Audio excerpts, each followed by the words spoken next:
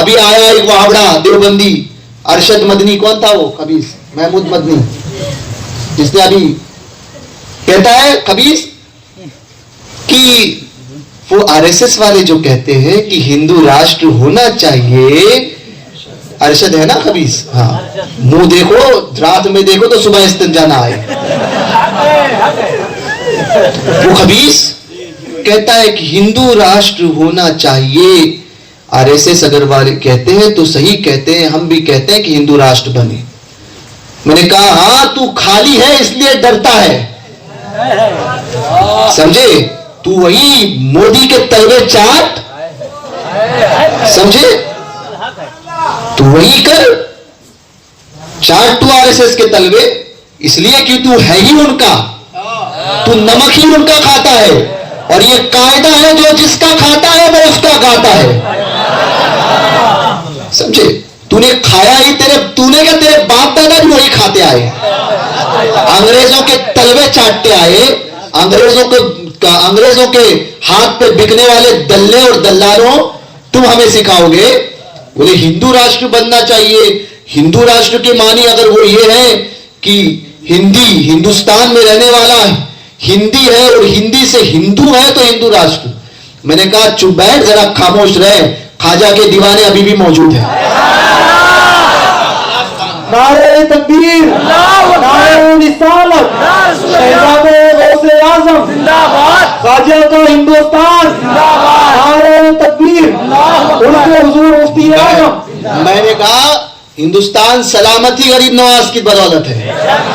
میں نے کہا تو کیا ہم لوگوں کو نکالو گے ہندوستان کی سلامتی کے لیے, جو ہے وہ سلامتی چاہتے ہو نا, تو یہ بات ضرور دماغ میں رکھنا کہ ہندوستان میں یہ مسلمان سلامت رہے, سمجھے. جس دن نکالو گے اسی دن مرو گے, زلزلے اسی دن آئیں گے تمہارے لیے, سمجھے. ہم موجود ہیں نا غریب نواز کے غلام, اس لیے ہندوستان محفوظ ہے. ہمیں کیا نکالو گے تم, ہندو راشٹر بناؤ گے, کون سا راشٹر بناتے ہو, سمجھے. غریب نواز کا راشٹر ہے یہ, تیرے باپ کا راشٹر نہیں ہے. صبح قیامت تک رہے گا غریب نواز کا ہی ہندوستان. تو بناتے رہے, پلاننگ تو بناتے رہے, کام غریب نواز کریں گے, سمجھے.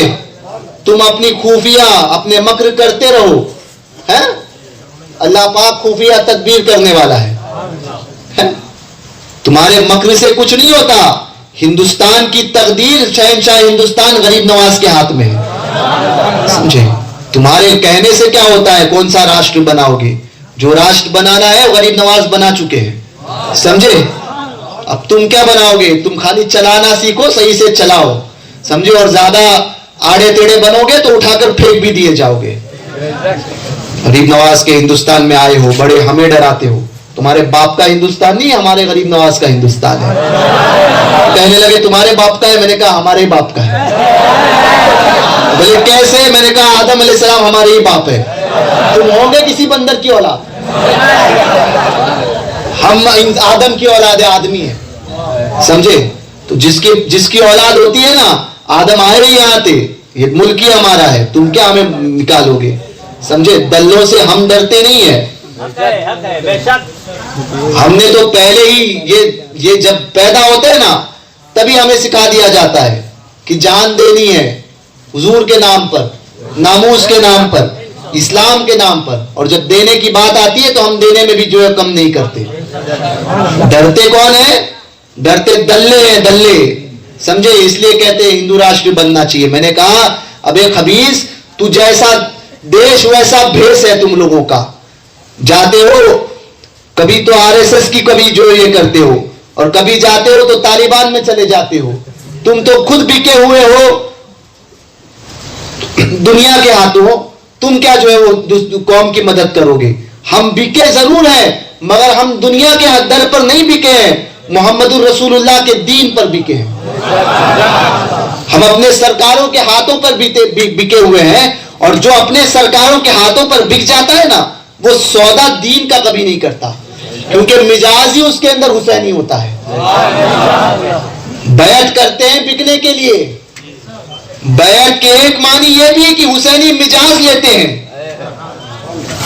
بیعت جب کرتے ہیں نا, بولے پیری مریدی تم کرتے ہو, میں نے کہا ہم ہی کرتے ہیں اور ہماری ہی بیعت صحیح ہوتی ہے. کیونکہ یزید کی بیعت کرنے والے لوگ بھی تھے جو دیوبندی جیسے لوگ کرتے ہیں.